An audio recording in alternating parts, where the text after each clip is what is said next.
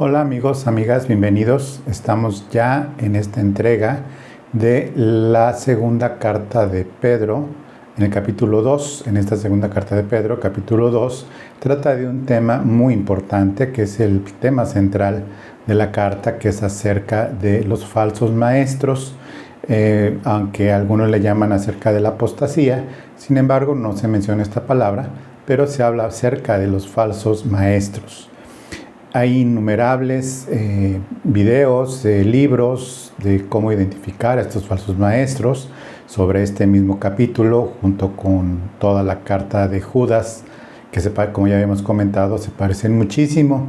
Sin embargo, el día de hoy quiero poner un énfasis particular en dos aspectos para que no sea muy repetitivo este material y puedas tú también tener una perspectiva aún más amplia de lo que generalmente se maneja, y es que me quiero centrar en dos preguntas basado en este capítulo que vamos a aprender hoy, Aprende Biblia, y es la siguiente. Son dos preguntas que nos debemos de contestar.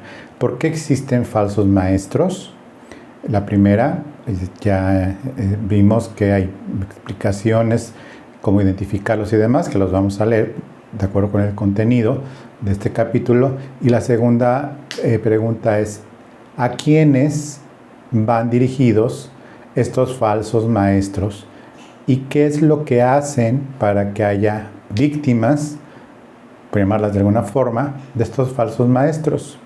Si no hubiera clientela, valga la expresión, pues no habría falsos maestros. Es decir, así como hay la ley de la oferta y la demanda, pues también si hay mercado para algo, pues evidentemente, lamentablemente, la mercadería aquí de la que se está hablando desde que hay iglesia son los creyentes para estos falsos maestros, dado que no van a engañar, no están dedicados a engañar al mundo, porque el mundo no necesita ningún engaño, sino que ya tienen pues su sistema de mundo. Sin embargo, en la iglesia, pues no obstante que está claramente definida en la palabra de Dios, en la doctrina, pues evidentemente hay estos falsos maestros.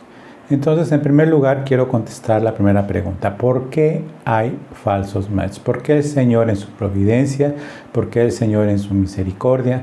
¿Por qué el Señor en su infinita sabiduría ha permitido estas personas que son falsos maestros? Y que, bueno, finalmente, quiero leerte antes de entrar en materia con segunda de Pedro, capítulo 2. Quiero leer primera de Corintios 11, versículos 18 y 19, y dice de la siguiente forma Pablo: pues en primer lugar, cuando os reunís como iglesia, oigo que hay entre vosotros divisiones, y en parte lo creo, porque es preciso que entre vosotros haya disensiones, para que se hagan manifiestos entre vosotros los que son aprobados. Es decir, en la iglesia siempre habrá gente que no es aprobada. Falsos maestros o falsas ovejas la habrá siempre en la iglesia, y esto se demuestra a través de las disensiones y de las divisiones y de las cosas. Ahora, una cosa son las divisiones y las disensiones en los pleitos de la carne, pleitos, celos, iras, contiendas, disensiones, pero hay otra de las obras de la carne, que son las herejías. Y dentro de las herejías hay un amplio aspecto de lo que es una herejía, que no es el tema que trataremos, o de blasfemia, herejía o falsa doctrina, y es precisamente la puerta de entrada a estos falsos maestros. Ahora, cuando estamos hablando de maestros, es que son esos maestros, maestros que enseñan a otros, y que hay otros que los escuchan. Es decir, si en este video no lo va a ver absolutamente nadie más que yo, pues evidentemente yo tendría un problema de entendimiento de lo que estoy enseñando. Sin importar el número de quienes lo vean, con que haya uno es más que suficiente para saber que está alguien aprendiendo, y que eso hace que se esté enseñando Biblia. Esto significa que si son maestros, hay quienes los escuchen, y que tienen maestros y que son llamados maestros porque tienen seguidores y tienen discípulos. Y hablando de quién, de la iglesia. y es necesario que haya estas disensiones para que se hagan manifiestos los que son aprobados, no los que son espirituales. Aprobados o reprobados, ¿según quién? Según el Evangelio. Reprobados según el Evangelio y según la doctrina, y por lo tanto según Cristo y según las enseñanzas de nuestro Señor Jesucristo y según lo que es entonces el mandamiento de Dios. Entonces, la primera pregunta: ¿por qué hay falsos maestros al día de hoy mientras haya mundo y mientras haya iglesia en esta tierra? Habrá falsos maestros en todos los tiempos. La segunda pregunta que planteé es, antes de entrar en lo ya muy enseñado, las características de un falso maestro, que no se necesita mucho para interpretar lo que está escrito en 2 de Pedro 2 y dedicarme a desglosar algo que se entiende con la sola lectura, si ponemos atención, por supuesto, y si queremos aprender, por supuesto, pues evidentemente ahí están las características de cómo identificarlos. Pero entonces la segunda pregunta que planteé es: ¿y a quiénes atrapan?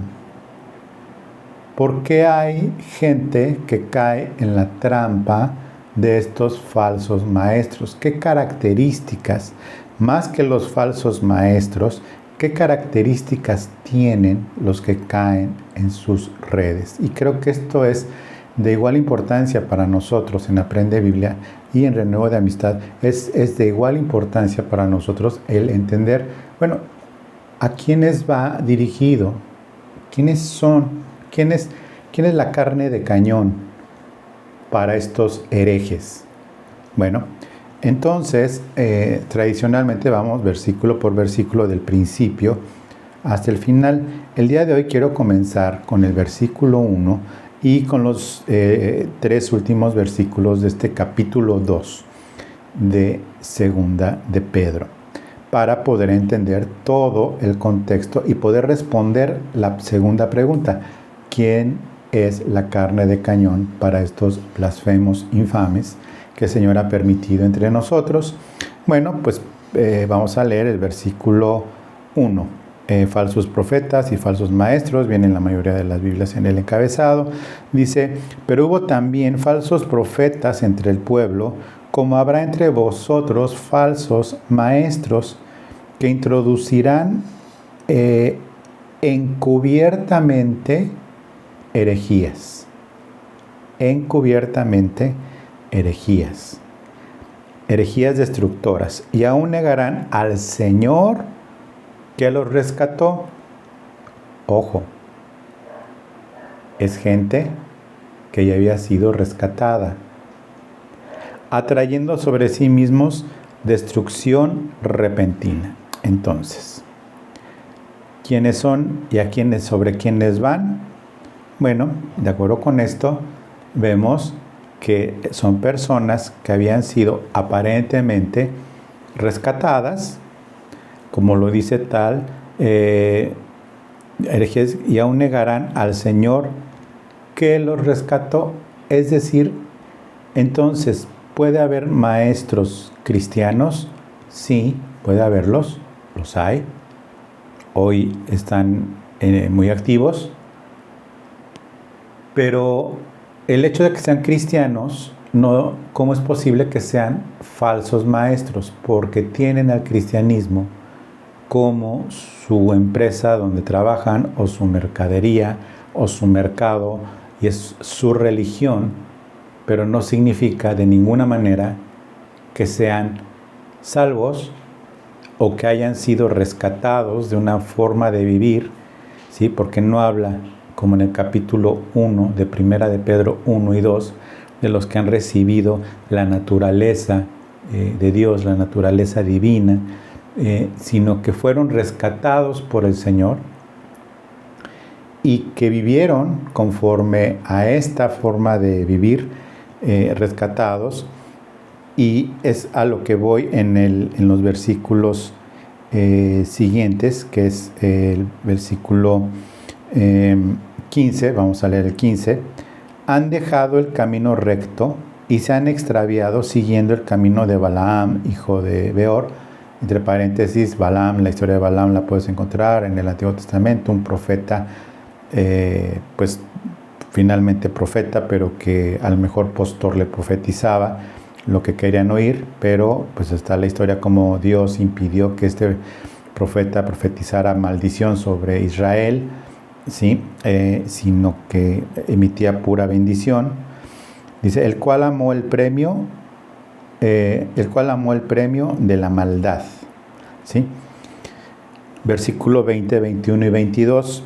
Ciertamente, si habiéndose ellos escapado de las contaminaciones del mundo por el conocimiento del Señor y Salvador Jesucristo, enredándose otra vez en ellas, son vencidos, su postrer estado viene a ser peor que el primero. Porque mejor les hubiera sido no haber conocido el camino de la justicia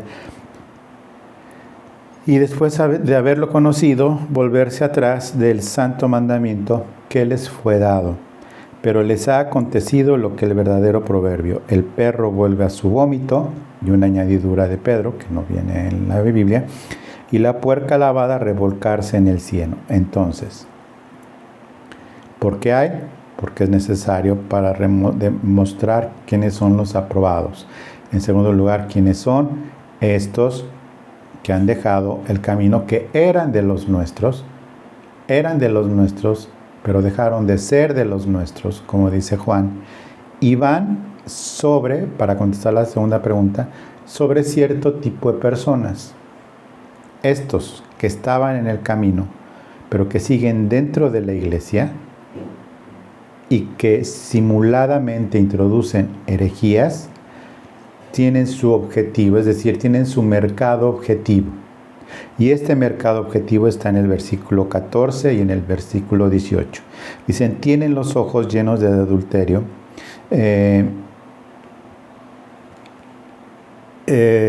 no sacian de pecar, y viene lo que quiero decir, seducen a las almas inconstantes. Seducen a las almas inconstantes. Tienen el corazón habituado a la codicia y son hijos de maldición. ¿Pero a quién van? A seducir a las almas inconstantes. En el versículo 18 dice, pues hablando palabras infladas y vanas, seducen, nuevamente usa la palabra seducir, con concupiscencias de la carne, es decir, con los deseos de los carnales, de esas almas que le llama inconstantes en el versículo 14, dice, con concupiscencias de la carne y disoluciones, ¿sí?, a los que verdaderamente habían oído de los que viven en error. Es decir, estas personas son también personas que han sido traídas delante del Señor, pero que, pues hablando con palabras infladas, seducen con concupiscencias de la carne y disoluciones a los que verdaderamente habían oído de los que viven en error. Es decir, personas que ya habían oído de los que viven en error, no doctrinal, sino se refiere del mundo, y ahora son, por inconstantes, seducidos por estos falsos maestros. Son seducidos por estos falsos maestros.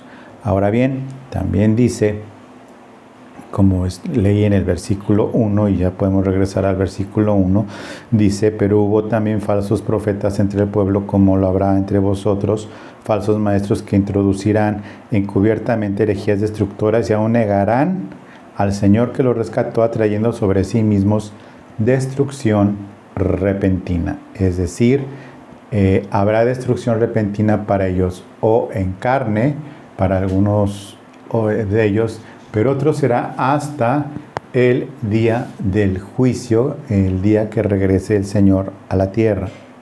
Dice versículo 2, y muchos seguirán sus disoluciones. Ya vimos quiénes, los inconstantes, las almas inconstantes, inflamadas por sus propios deseos, inflamadas por sus propias carnalidades, diciéndoles lo que les gusta oír y demás.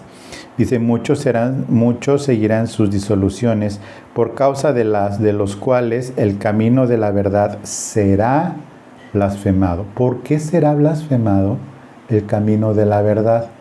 Porque se van a manifestar los no aprobados, y las personas que están afuera.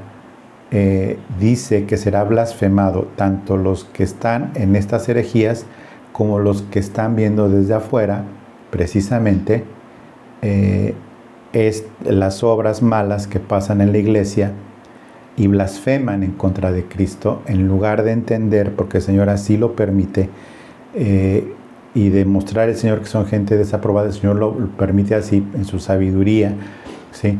Pero el camino es blasfemado por esas malas obras de gente que han sido seducidas por estos falsos maestros, o los mismos falsos maestros, o gente carnal simplemente, que se manifiesta como cristiano y hacen cosas que ni el mundo acepta, ¿sí? Por eso es muy malo las cosas que pasan en las noticias, y siempre no van a pasar en las noticias algo que pasó maravilloso en una iglesia desde la salvación, sino que siempre pasan en las noticias del mundo las cosas malas de robos, de abusos, de herejías, de abusos sexuales, de robos infames, de líderes de iglesias precisamente, y que eso se le da muchísima publicidad para que el camino sea blasfemado. Versículo 3, y por avaricia, es decir, por dinero, harán mercadería de vosotros con palabras fingidas. Y por avaricia harán mercadería de vosotros con palabras fingidas. En el más puro de los castellanos, les van a sacar el dinero a los que son inconstantes en el camino y no entienden lo que viene siendo el dinero, ¿sí? En lo que se refiere para Dios, o le sirves a Dios o le sirves a las riquezas, y todo lo que es la doctrina del dinero desde el punto de vista de Dios para con la iglesia y para con el mismo pueblo de Dios. Dice con palabras fingidas, sobre los tales ya de largo tiempo la condenación no se tarda y su perdición no se duerme. Es decir, tampoco hay que preocuparse mucho por los saqueadores.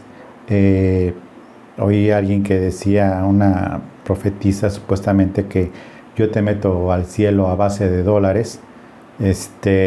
Cosas terribles que abundan ya en internet sobre estos abusos, y que la mayoría de las vistas son cristianos, pero una gran parte de esas vistas es gente que lo ve por morbo, para blasfemar del camino, y lamentablemente no entienden que ese no es el evangelio, sino son estos falsos maestros. Dice versículo 4, y usa 3 ejemplos aquí.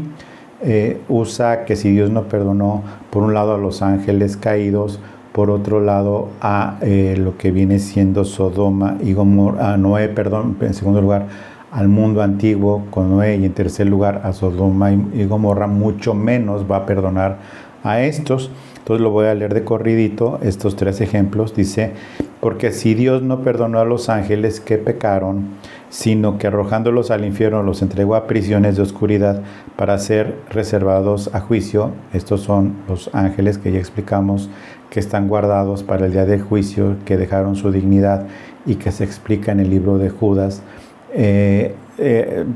Ya lo hablamos desde Génesis 6. Versículo 5 dice, si no perdonó al mundo antiguo, sino que guardó a Noé, pregonero de justicia, con otras 7 personas, atrayendo diluvio sobre el mundo de los impíos, y si condenó por destrucción a las ciudades de Sodoma y de Gomorra, reduciéndolas a ceniza y poniéndolas de ejemplo a los que habían de vivir impíamente, y libró al justo Lot, abrumado por la nefanda conducta de los malvados. Versículo 8, porque este justo que moraba entre ellos afligía cada día su alma, viendo y oyendo de los hechos inicuos de ellos. Pero al final no se salía, tuvieron que ir por los ángeles. versículo 9, sabe el Señor librar de tentación a los piadosos y reservar a los injustos para ser castigados en el día del juicio. Aquí hay un cariñito para nosotros, más bien una grande bendición para nosotros por parte del Señor, y te la voy a decir. Dice, sabe el Señor librar de tentación a los piadosos. Esta palabra tentación se usa también en Apocalipsis 3:10, donde dice, te libraré de la hora que viene sobre toda la tierra. Te libraré de la prueba. También se traduce como tentación, es la misma palabra en griego. Y esta palabra en griego, tentación o prueba, significa todo aquello que ha sido preparado para la destrucción, ¿sí? Todo aquello que ha sido preparado para la destrucción de algo o de alguien, en este caso humano. La palabra en griego, aquello que ha sido preparado para destrucción o para hacer daño. Cuando dice te libraré de la hora de la prueba, te libraré de la hora que ha sido preparada para la destrucción y el daño de la humanidad, a ti, la iglesia de Filadelfia, te libraré. Paréntesis, muy bonito para nosotros, pero aquí también dice, sabe el Señor librar de el Señor sabe librar de tentación, el Señor sabe librar de aquello que va a hacer daño por medio de estos falsos maestros. A los piadosos, dice piadosos, ¿te acuerdas de la definición de piedad que hablaba en entregas anteriores? Piedad significa a la vida cristiana con su moral, sus principios y sobre todo los mandamientos del Señor. Dice, y reservar a los injustos.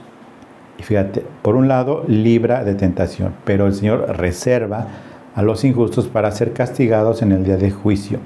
Y mayormente aquellos que, siguiendo la carne, andan en concupiscencias e inmundicia y desprecian, y aquí hay algo muy particular de esta carta de Pedro.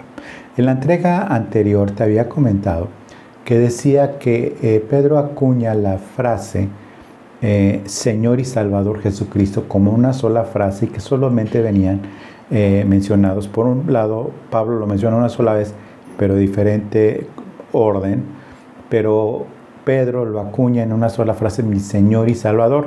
Bueno, aquí habla de otra cosa particular de la carta de Pedro y en sí de todo lo que es la enseñanza de Pedro. Por un lado él ve al Salvador y por otro lado él ve al Señor. De aquí surge toda esta idea de que el Señor puede ser Salvador de alguien y Señor de alguien, y que puede ser Salvador de alguien y Señor de alguien. Y en este solo contexto, sí, es posible manejarlo así. Sin embargo, en todo el contexto de la Biblia, no puedes tener como Señor a Jesús, siendo que no es tu Salvador, en todo el contexto del Nuevo Testamento. Sin embargo, interpretándolo de esta forma, dice que desprecian el señorío, pero no significa esto que se pueda separar salvación de señorío, porque si eres salvo, en automático buscas el señorío de Jesucristo en tu vida, y aunque pueda ser que hagas cosas carnales como todos o pequemos esporádicamente por alguna debilidad carnal, no deja de ser nuestro Señor. Ahora, si alguien se cree salvo y no considera a Jesucristo como su Señor, pues evidentemente no ha nacido de nuevo. ¿Por qué? Porque pues el nacer de nuevo te hace ubicarte, como Pedro lo enseña, como tu Señor y Salvador, o tu Salvador y Señor. Sin embargo, Pedro lo maneja como mi Señor y Salvador. Jesucristo, de hecho, maneja primero Señor y luego Salvador, pero bueno, es cuestión de semántica, pero también de doctrina, ¿ok? Bueno, dice, han despreciado el señorío. Sigue el mismo versículo 10. Atrevidos y contumaces no temen decir mal de las potestades superiores. Mientras que los ángeles, que son mayores en fuerza y en potencia, no pronuncian juicio de maldición contra ellas delante del Señor. Pero estos, hablando mal de cosas que no entienden, como animales irracionales, nacidos para presa y destrucción, perecerán de su propia perdición. Bueno, aquí vemos cómo Judas describe también esto, que hablan de cosas que ni entienden de las potestades, porque dice que ni aún Miguel, peleando por el cuerpo de Moisés, profirió maldición en contra de Satanás, peleando por el cuerpo de Moisés, y dijo: el Señor te reprenda. ¿Por qué? Porque finalmente son potestades, y aquellos que se burlan y hacen mercadería de las personas, estos falsos maestros, siendo exorcistas ambulantes, como los que un demonio aporreó a unos que predicaban, dice el libro de Hechos, que dice: en el nombre de Pablo, en el nombre de Cristo que predica Pablo, te reprendo, y el demonio los agarró y les puso una zapateada espantosa. Bueno, estos son los que blasfeman de las potestades superiores. Versículo 11, mientras que los ángeles, que son mayores en fuerza y en potencia, no pronuncian juicio de maldición contra ellas delante del Señor. ¿Cuántos farsantes hemos visto, falsos maestros que reprenden demonios? Congregaciones enteras especializadas en liberación y dándole órdenes a los demonios, basado en que Jesús permitió que se metieran en un hato de cerdos con el endemoniado gadareno y cosas por el estilo. Es verdad que es el poder de Dios el que nos ha dado la facultad a los nacidos de nuevo, discípulos de Cristo, y con la autoridad en el nombre de Jesucristo, de echar fuera demonios bajo la guía del Espíritu Santo en los momentos adecuados. Pablo dice: porque no tenemos lucha contra sangre y carne, sino contra huestes, principados y potestades, a gente superior a nosotros en el plano espiritual y físico. En el espiritual, me explico para que no salga de contexto, en el espiritual porque nosotros seguimos con nuestro espíritu libre dentro de este cuerpo y no vemos en el mundo espiritual, porque si lo viéramos tal cual, como lo haremos, no aguantaríamos. Entonces, en ese sentido. Pero en el físico también, porque como no vemos, y cuando se les permite hacer cosas como poseer a una persona o demonizar a un creyente, entonces vemos que estas operaciones son por espíritus que han vivido desde que hay humanidad. Nada más para darte este dato, independientemente de que si haya más demonios que humanos o no, eso no lo podemos asegurar ni negar. Lo que sí podemos decir es que desde que hay humanos, ellos ya existían. Ya han conocido a todos los humanos. No todos los humanos, sino que hay demonios asignados por regiones, aparentemente, o por reinos, y eso no debería de cambiar. ¿Por qué? Porque se tardó la revelación de Daniel con el príncipe de Persia luchando para traer la revelación por parte del arcángel. Vemos una organización y demás, no es tema de esta entrega, pero lo que sí sabemos es que están mucho mejor organizados que una congregación de gente carnal, divirtiéndose, entre comillas, echando fuera demonios o manifestando cosas raras, o con un supuesto ministerio de liberación. Pues vemos este tipo de cosas. Insisto, sí, nosotros hemos echado fuera demonios bajo la guía del Señor, en los casos en los que el mismo Espíritu Santo lo hace. Dice Jesús: pero si yo, por el poder de Dios, por el dedo de Dios, echo fuera demonios, es decir, por la autoridad con el dedo, así, que es la autoridad de Dios, por el Espíritu Santo echo fuera demonios, ¿sí? Lo decía Cristo. es bajo la total guía del Espíritu Santo. Y finalmente, ¿quién lo hace? Es el Espíritu Santo, no son estos charlatanes, ¿ok? Versículo 13, recibiendo el galardón de su injusticia, ya que tienen por delicia el gozar de los deleites cada día. Jesús dice, cada día traerá su propio mal. Entonces confíen en el Señor con el pan para el pan de cada día. Estos tienen deleites cada día, y para tener deleites cada día se necesita dinero.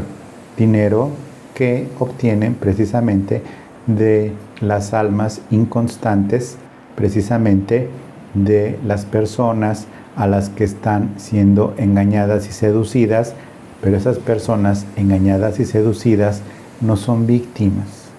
Esas personas engañadas y seducidas son almas inconstantes, porque sabe el Señor guardar de tentación a los piadosos. Entonces, seamos coherentes, seamos valientes y entendidos, y no veamos como víctimas a quienes no lo son. Mejor le damos gracias a Dios, mejor le pedimos al Señor que nos guarde y que nos dé una consistencia en nuestra fe, por el deseo profundo de querer ser piadosos, como dice la palabra.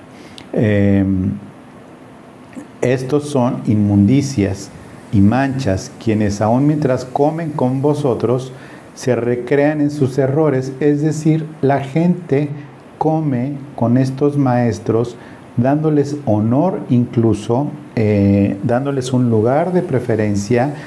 Y cuando dice aquí comen con ellos, Pablo dice, si alguno se llama hermano y voluntariamente está en la carne y pecando, ni aún coman con él. Sin embargo, aquí Pedro está diciendo que cuando están comiendo con ellos en sus ágapes, se recrean en sus errores. ¿Quiénes se recrean en sus errores? ¿Quienes los oyen o de los maestros que están viendo?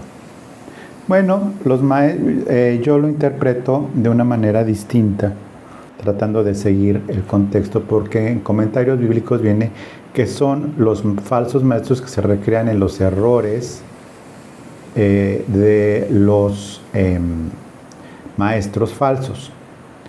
Perdón, que se recrean en los errores de los que los están escuchando y se están equivocando y jaja, mira estos tontos, cómo me la creen. No. Lo que está, y entiendo que dice, de acuerdo como está escrito, es se recrean en sus errores de los que están oyendo, se recrean en las mentiras y en la falsa enseñanza que están diciendo, para que digan, ay, mira, qué padre está esto, el Señor nos está bendiciendo grandemente y vamos a seguirle igual, para que el Señor nos siga bendiciendo. Bueno, te voy a leer lo que viene siendo este versículo. Dice,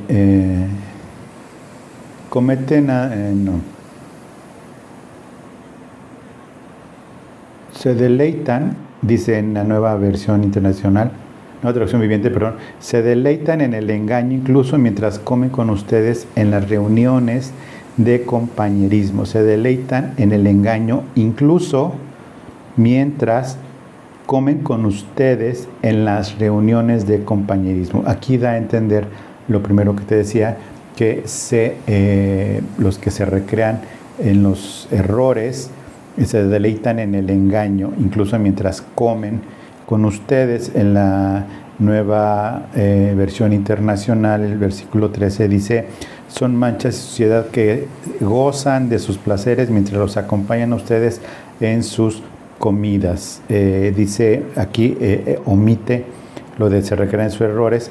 Dice, son manchas y suciedad que gozan de sus placeres mientras los acompañan a ustedes en sus comidas. Bueno, finalmente el orden de los factores no altera el producto, porque para que haya un problema se necesitan dos, para que haya falsos maestros se necesita almas inconstantes. Entonces, sea una forma o la otra, de todas maneras lo dice y lo dice con suma claridad. Versículo 14, regresando a Reina Valera, dice: tienen los ojos llenos de adulterio, no se sacian de pecar, seducen, ya lo había leído, las almas inconstantes, tienen el corazón habituado a la codicia y son hijos de maldición. Han dejado el camino recto y se han extraviado siguiendo el camino de Balaam, como comentábamos, hijo de Beor, el cual amó el premio de la maldad. Y fue reprendido por su iniquidad, pues una muda bestia de carga, hablando con voz de hombre, refrenó la locura del profeta. Luego, algo que se repite en Judas, parecido, dice: estos son fuentes sin agua y nubes empujadas por la tormenta, para los cuales la más densa oscuridad está reservada para siempre. Una referencia aquí que hacen es que estas son fuentes sin agua. ¿Qué es una fuente sin agua? Es una estructura completamente inútil que no está funcionando para lo que fue creada. Una fuente fue creada para que brote de ella agua. Entonces, una fuente sin agua es algo completamente inútil, pero ahí está. No brota agua de ella, pero ahí está. Fija, no se mueve. Ahí está y sigue. Seguirá mientras no la destruyan, pero sigue ahí. Y las personas pueden notar o no que ya ni siquiera fluye de agua, pero ahí siguen. Hay muchísimas fuentes. Yo tengo una cercana que ahí sigue, pero ya no brota agua de ella, por lo que quieras, pero ya no brota de agua, pero ahí sigue la famosa fuente. Entonces es lo mismo con estos maestros. Ahí siguen y seguirán, no con el objetivo principal de enseñar al pueblo de Dios, sino ya todos los motivos que vienen. Y nubes empujadas por la tormenta, para los cuales la más densa oscuridad está reservada para siempre. Versículo 18, pues hablando palabras infladas y vanas, seducen con concupiscencias de la carne y disoluciones a los que verdaderamente habían oído, de los que viven en error. Y aquí hay algo muy importante que por favor te pido pongas atención. Versículo 19. Les prometen libertad y ellos son mismos esclavos de corrupción, porque el que es vencido por alguno es hecho esclavo de lo que venció. Les prometen libertad, asumiendo que son esclavos, ¿no? Porque a un esclavo es al que le prometes libertad. Entonces, ¿libertad de qué? Libertad de lo que le pesa a alguien y que es un problema y que está dominado por ello, conforme lo que dice aquí. Dice, porque el que es vencido por alguno es hecho esclavo de lo que lo venció. Entonces, si alguien es vencido y es esclavo de sus deudas y le predicas la prosperidad, el evangelio de la prosperidad, pues evidentemente va a caer, pero absolutamente redondito. Si alguien es esclavo de la enfermedad, pues evidentemente va a caer, pero totalmente con toda y su enfermedad, en estas palabras de promesa que serán libres de esa enfermedad. Si son esclavos de cualquier otra cosa, les prometen libertad, pero ellos mismos son esclavos de corrupción, es decir, no son esclavos de lo mismo que le prometen a otros, sino son esclavos de la corrupción. Y esta palabra, corrupción, es una palabra durísima, que en su momento profundizaremos en ella, pero lo que se entiende por corrupción, en el sentido de dar dinero para algo y quedarse con algo, esta palabra corrupción está hablando de putrefacción, ¿sí? Más adelante hablaremos de esta palabra. Seducen, prometen libertad, ellos mismos esclavos de corrupción. Versículo 20. Ciertamente, si habiéndose ellos escapado de las contaminaciones del mundo, es decir, probaron, vieron o al menos sintieron en algún momento la verdad y el funcionamiento y la gloria de lo que es la iglesia funcionando, cristocéntrica, una iglesia pura, una iglesia santa, con sana doctrina, habiendo oído de las contaminaciones del mundo y por el conocimiento, y viene aquí, del Señor y Salvador Jesucristo, y es en donde viene esta enseñanza que alguien puede ser salvo pero no tener como Señor a Jesús, enredándose otra vez en ellas son vencidos, y una promesa de la Biblia. Su postrer estado viene a ser peor que el primero. ¿Cuál estado? Su estado espiritual, de putrefacción.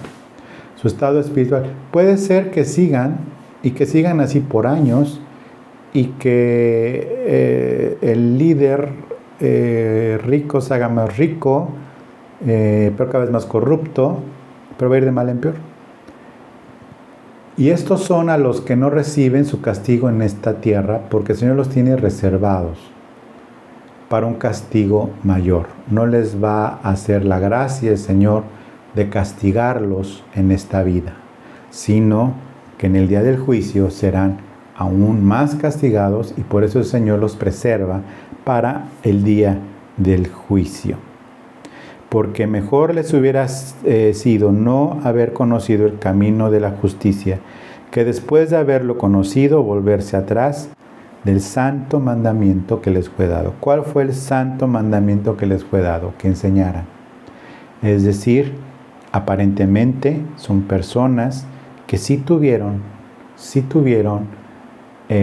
como dice en Hebreos, las primicias de la vida venidera, pero las despreciaron a tal punto que las perdieron, y que ahora es imposible, si busca la palabra imposible, en la Biblia, en la Reina Valera, vas a ver que habla algunas veces de imposible, y uno de los imposibles que se usan es en Hebreos acerca de estas personas, que es imposible que recuperen lo perdido, que recuperen la gracia, que recuperen su salvación.